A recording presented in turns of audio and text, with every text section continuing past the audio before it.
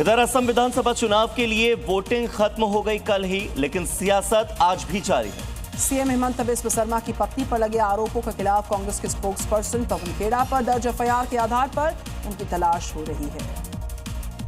इसी बीच तेलंगाना हाईकोर्ट में पवन खेड़ा की तरफ से अग्रिम जमानत याचिका दाखिल की गई।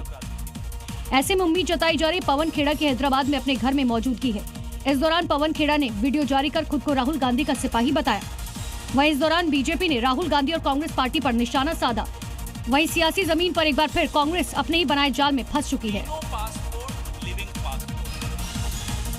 ये खबर बिहार से, जहां पर अगले सीएम को लेकर तस्वीर अभी तक साफ नहीं हो पाई है। इसी बीच नीतीश कुमार दिल्ली पहुंच चुके हैं। सम्राट चौधरी को लेकर अटकलें तेज हैं और उन्हें सीएम पद का प्रबल दावेदार माना जा रहा है। लेकिन पटना में जो हुआ उसने कई सवाल खड़े कर दिए। देखिए रिपोर्ट।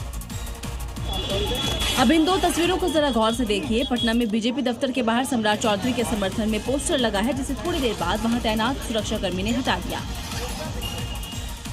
अब पोस्टर की लिखावट को पढ़िए। वाल्मीकि समाज संघ की तरफ से लगाए गए पोस्टर में लिखा है, बिहार में हो सम्राट की सरकार, मतलब सम्राट चौधरी को बिहार के अगले सीएम बनाने की मांग की गई है।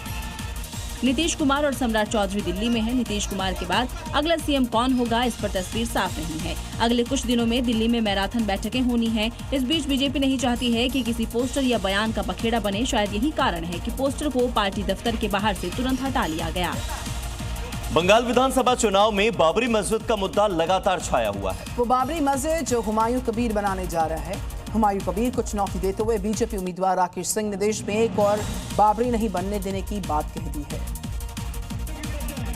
बाबरी मस्जिद पर आर पार की लड़ाई शुरू हो चुकी है। एक तरफ हुमायूं कबीर हैं, जो बंगाल में बाबरी मस्जिद बनाने की जिद पर अड़े हैं, उनके लिए शहीद होने तक के लिए तैयार हैं। तो दूसरी तरफ बंगाल बीजेपी के फायर ब्रांड नेता राकेश सिंह हैं, जिन्होंने हुंकार भरते हुए कहा कि हुमायूं का बाबरी वाला ख्वाब पूरा नहीं होने देंगे। अब देखना होगा कि बाबरी पर ये सियासी फाइट किसके लिए नफा और किसके लिए नुकसान साबित होती है।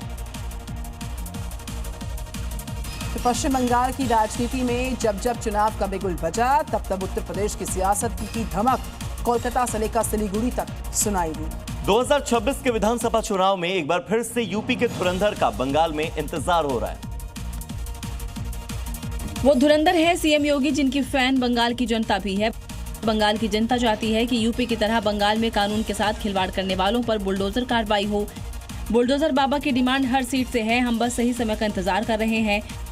अब देखना यह है कि क्या 2021 की तरह इस बार भी योगी के भाषण ममता बनर्जी के अभेद्य किले में सेंध लगा पाएंगे।